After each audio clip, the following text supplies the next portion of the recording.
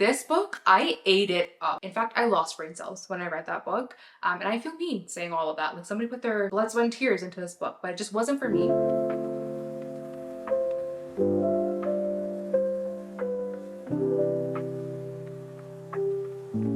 Hi everybody, welcome back to my channel. It's Amin here and I'm so excited to talk you through the books that I've read in 2025 so far. So going over the Q1 books from January to March, I read 12 books and some were great, some were not great. I've recently started to share some of my reading picks on YouTube. I made a video where I went through the best and worst books that I read in 2024 and you guys ate that up. And so I was like, okay, sounds like you want me to talk more about books. I hear you loud and clear and I love reading. Why not overshare some of my opinions, talk about things that I loved, things that I did not love, and of course the end of this year I'll be making another video talking about the best and worst books of the entire year. Just to kind of go over a bit of a book review, most of my books are from the library so I physically do not have them anymore, and I have I think maybe one or two audiobooks that I've read. I prefer physical books.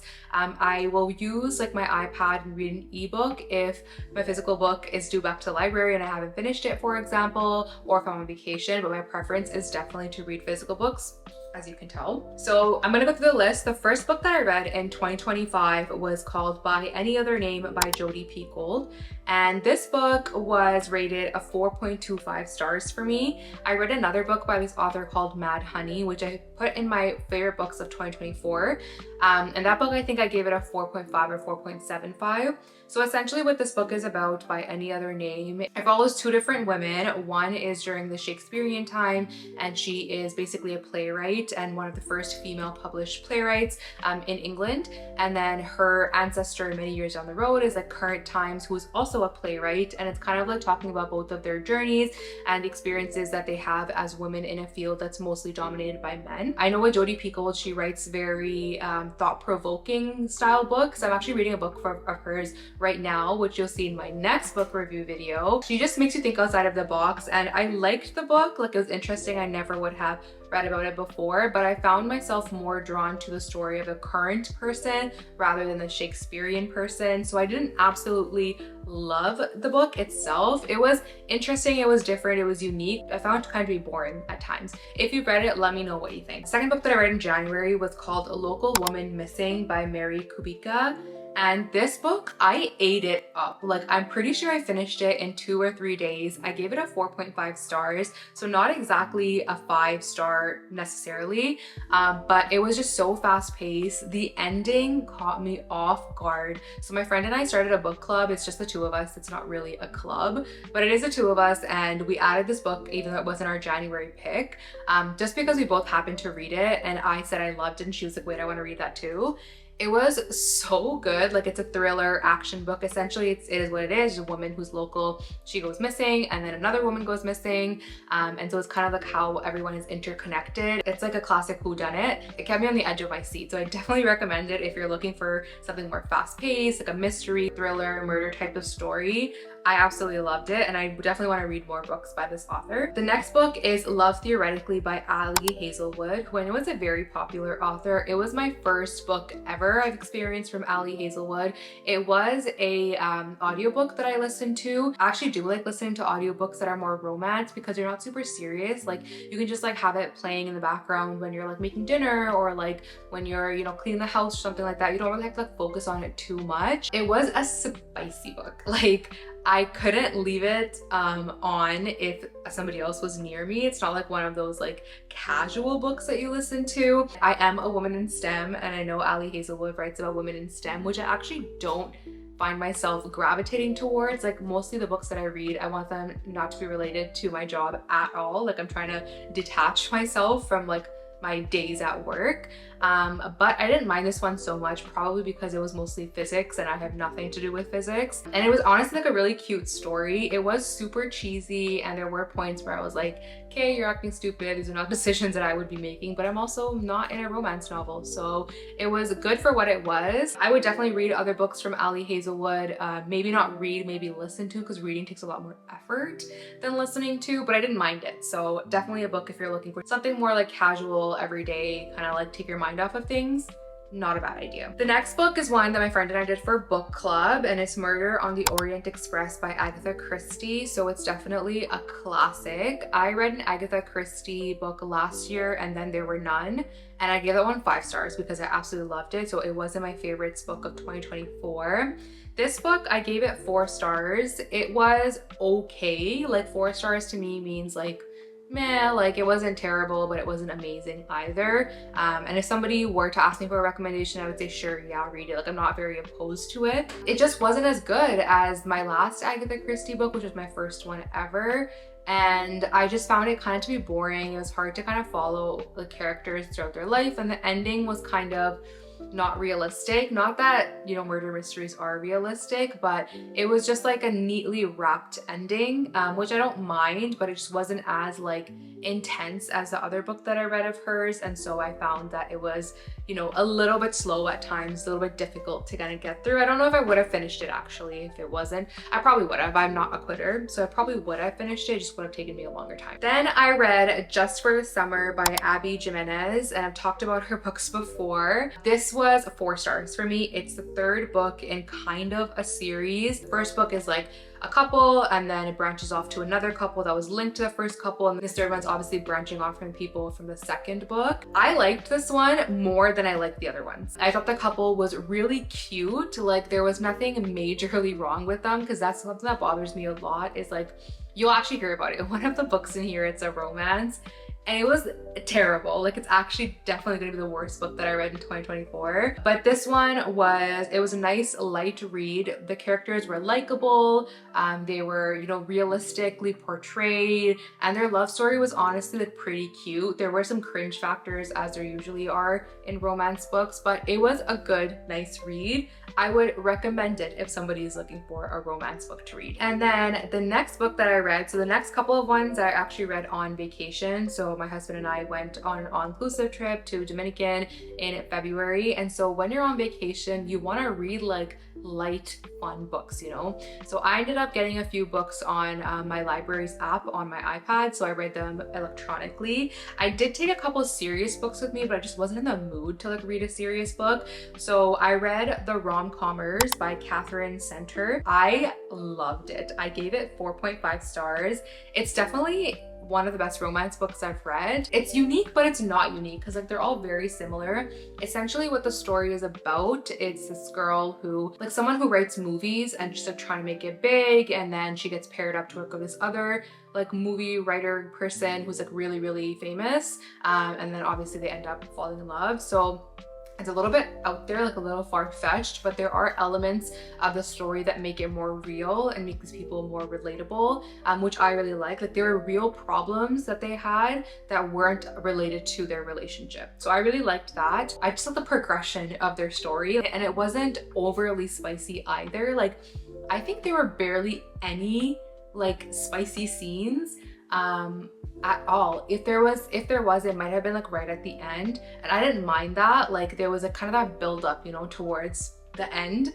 So I didn't mind that there wasn't like too much of like stuff going on, you know what I mean? And the story itself, like you fall in love with the story and the characters more than the actual like spice level.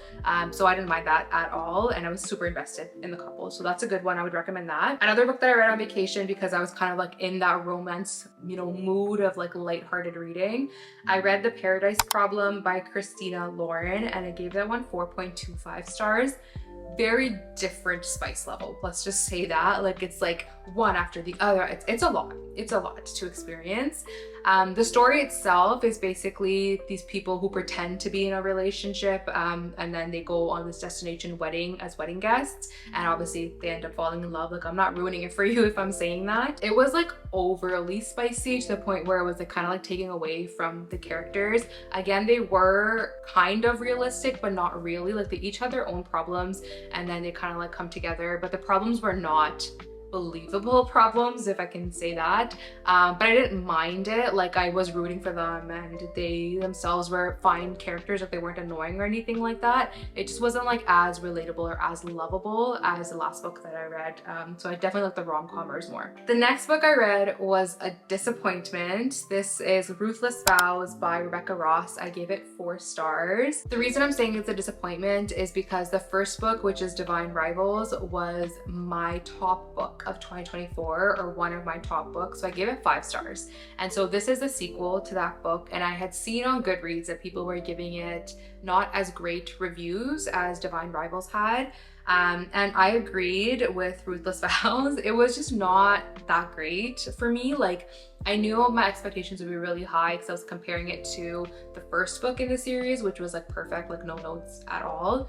And so this one was honestly like just very slow, I found. I feel like not a lot even happened in the story, and the couple was like separated for most of it, so like their romance didn't get to build the way it did in Divine Rivals. So I just didn't like super love it. It was fine, like it was nothing, like I wouldn't not recommend it, but it definitely wasn't my favorite either. Now we're getting to the juice. The books that I did not like at all.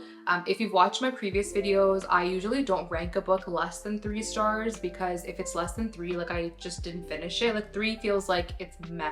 Like I wouldn't recommend it. 4 means it was okay, I would recommend it, and then 5 obviously means like amazing. I read this book. It's called All Roads Lead Here by Mariana Zapata, and I gave it 3 stars. I did talk about this in one of my vlogs because I was reading it for my book club, and I despised this book. Like, I could not stand it. I almost did not finish it, and if it wasn't in my book club, I think I might not have finished it. I was brokenhearted because I owned the book, like I purchased it. And so if you watch that vlog, my friend and I came across like this little library in Toronto, and so I swapped my book. I gave it away because I didn't want to own it anymore, and then I actually got another book, which I have right here, Lady Tan's Circle of Women, which I had already read, but I liked it, so it was okay to have it on my shelf rather than the garbage that I had read earlier. I feel so mean saying that. And when I was reading through the reviews, like people loved it, and I was very confused. So essentially the book is this woman who's like trying to find herself, and she goes back to like the small town and then falls in love with her landlord essentially. And he's like super emotionally unavailable, like has a son and blah, blah, blah, whatever. It was so slow, number one. There was no spice like at all. Like, you know the other book that I talked about, the Rom-Commers, it was like a slow burn and it was like building up to something. At least you like the characters. In this one, I couldn't even stand the main character. She was so annoying. Like, she was so like haughty-taughty, like I'm making the correct decisions and everybody should be like me, and I value forgiveness and I'm not a bad person and blah, blah, blah. Like, you know, like there was like no fault of hers, which I didn't enjoy at all. And then the guy, he was fine. Like, he was okay, like I can see how he would be attractive. That's probably why I gave it a 3 stars, because he actually added more value for me than that main character did. She was annoying. I could barely finish it. It was honestly a thick book too, like it was over 300 pages, and I didn't understand why. Like, why did it need to be that long? And did I get anything from it? No. In fact, I lost brain cells when I read that book. And I feel mean saying all of that. Like, somebody put their blood, sweat, and tears into this book, but it just wasn't for me. If you're looking for a slow burn where absolutely nothing happens, and you want to waste your time like reading the 400 pages, by all means, please read this book. Otherwise, skip it. Don't bother. Just a few more here. Then I read Onyx Storm by Rebecca Yarros, which I think was probably the most anticipated book of 2025. And obviously I had read Fourth Wing, I had read Iron Flame. I actually read them both last year, and so Onyx Storm is a 3rd book in the series. I thought it was gonna be 3 books only, like a trilogy. It's not, apparently. Apparently there's 5.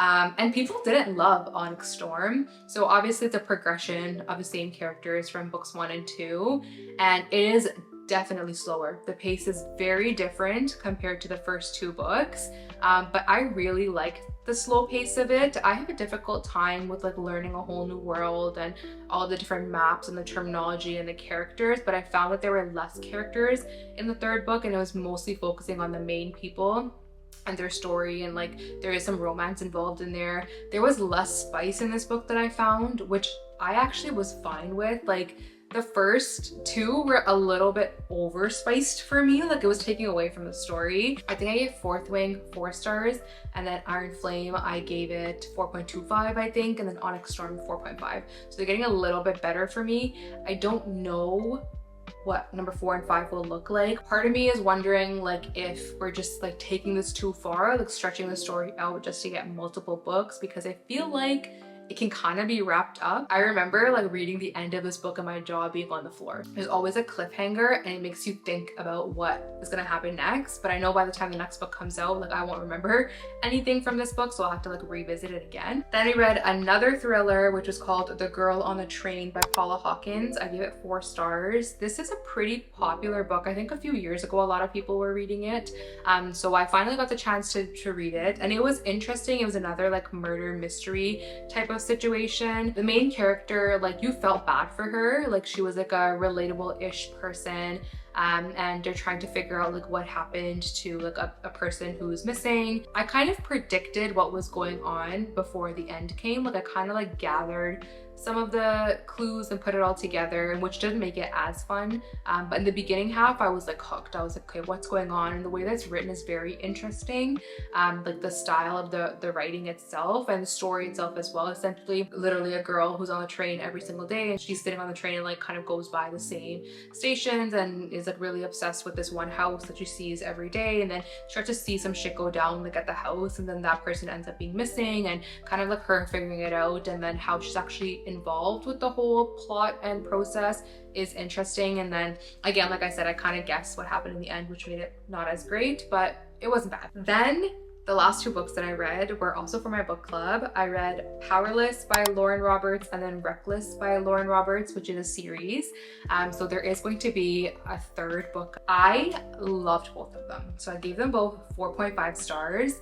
They're both very, very different. It actually is reminding me of like Divine Rivals and Ruthless Vows. Like they're both very different. The first one, Powerless, was super like high energy, like things happening one after the other. Lots of characters were involved. It is more of a fantasy, so there is like a different world you have to learn, but it wasn't very difficult. Like it was easy to grasp onto. And there is obviously like a romance plot that's in there. And I loved it. I loved the characters. My friend that read the book with me for our book club didn't love it as much as I did, and she didn't love the second book as much as I did either, which was Reckless. And I saw that as well in a lot of the reviews. Same thing as Ruthless Vows. Like people said it was much, much slower. It did not live up to the hype of Powerless, and I understand that. Like I do get they're very, very different books, but I didn't mind that it was much slower because the slower pace really allowed you to get to know the main characters more, and the focus was taken away from all of the other characters and basically just them two and their story and their personality and their relationship, which I liked. Again, I can see how it's kind of slow and kind of boring. Maybe people wouldn't finish it because it's not the same hype as Powerless. But honestly, they kind of seem like different books to me, not necessarily like a series. There is another book that's like a 1.5 version of the book. It's like a spin-off of one of the characters, not the main character. So that's actually waiting for me at the library right now. So you will hear me talk about that book in my next book review. But I really like them. I would definitely read the 3rd book. I'm interested to see what happens to characters. I liked both of the characters, so the male and female, like the love interest. I like them both separately and I like them both together. They were not annoying people like at all. They both had like their own like flaws and strengths and weaknesses, and they just like were likable people to me. Again, not everybody will share that opinion, but I liked it and I would recommend it. So those were the books that I read so far this year. If you have any suggestions based on what you've heard that I like, please let me know down below, because my goal for this year is to read 50 books. I feel like I'm on track. That's what Goodreads is telling me. I'm on track. So please let me know if you have any other suggestions. If you disagree or agree with any of my reviews, please let me know as well. I'm interested to hear why certain people like some books more than others. And if you guys enjoyed this video, definitely give it a thumbs up. I do talk about some of the books that I'm reading in like my regular vlogs that I post on the channel, and other times I have to do like a dedicated book video, but I also post stuff about like fashion as a size 12 person, my job as a genetic counselor, and just everyday type of things as well. So if you guys like any of those things, subscribe to my channel. Thank you so much for watching, and I will see you in the next one. Bye.